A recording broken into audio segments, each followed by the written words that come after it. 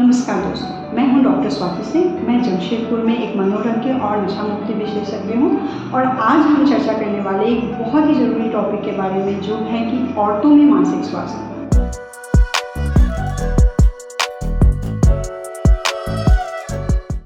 दोस्तों, औरतों के आसपास जिस तरह का माहौल होता है, जो स्ट्रेस होते हैं, उनसे जिस तरह के काम जो वो करती हैं, उनमें ऐसी बहुत सारी चीज़ें होती हैं जो उनके मानसिक स्वास्थ्य पे बहुत ज़्यादा असर करती हैं और इसीलिए ज़रूरी है कि हम इसके बारे में बात करें। इसमें एक मुख्य चीज़ है प्रसव यानी गर्भावस्था।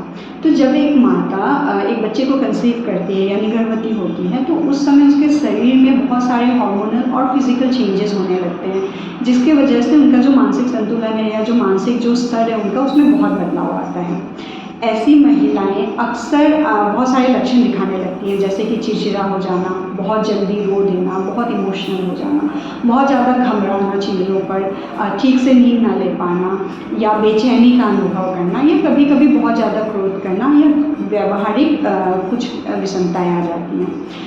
कभी कभी ऐसी माताओं में ये भी देखा गया है कि वो बहुत ही ज़्यादा एबनॉर्मल बिहेव करना, यानी व्यवहारिक चीज़ों में कठिनाई दिखाते रहना, या फिर अपने बच्चों को नुकसान पहुंचाना, या अपना खुद का ढंग से ख्याल न रख पाना, इस तरह के लक्षण भी देखे जा सकते हैं और ये एक गंभीर स्थिति बन जाती है। तो ये क्यों होता है दोस्तों? माताओं में जब वो गर्भवती होती हैं या गर्भावस्था के तुरंत बाद जब वो बच्चा पैदा करती हैं, तो शरीर में बहुत सारे चेंजेस हो रहे हैं, बहुत सारा रक्त प्रसव के दौरान निकल जाता है, तो इनके वजह से बॉडी पे बहुत स्ट्रेस पड़ता है, जो कि डेफिनेटली हमारे मेंटल हेल्थ पे भी बहुत असर डालता है।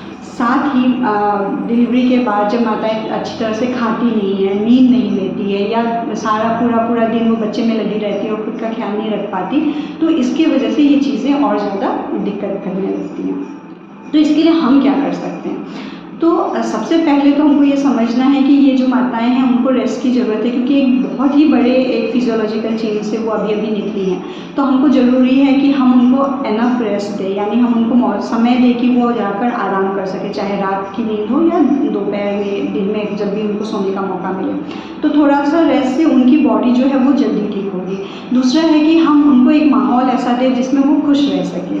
मदर्स को सपोर्ट दिखाना बहुत ज़रूरी है कि वो जो कर रही हैं, जैसे कर रही है, जिस तरह से अपने बच्चे का ख्याल रखी है, वो सही है और वो धीरे धीरे जो चैलेंजेस है उसके लिए वो तैयार होती जा रही है, वो सीखती जा रही है, ताकि वो कॉन्फिडेंस फील कर सके। ज़रूरी है कि उनका आप ख्याल रखें, उनको समय पे खाना दें और सही खाना उनको अवेलेबल कराया जाए। बहुत सारे टोक टाक जो होते हैं या चीज़ों को दूर रखा जाता है उनसे, वो कभी कभी उनके लिए दिक्कत पैदा करती हैं। तो ये ध्यान देना है कि उनको एक हेल्दी फूड मिल रहा हो, समय पे चीज़ें उनको अच्छी तरह से न्यूट्रिशियस चीज़ें मिल रही हैं।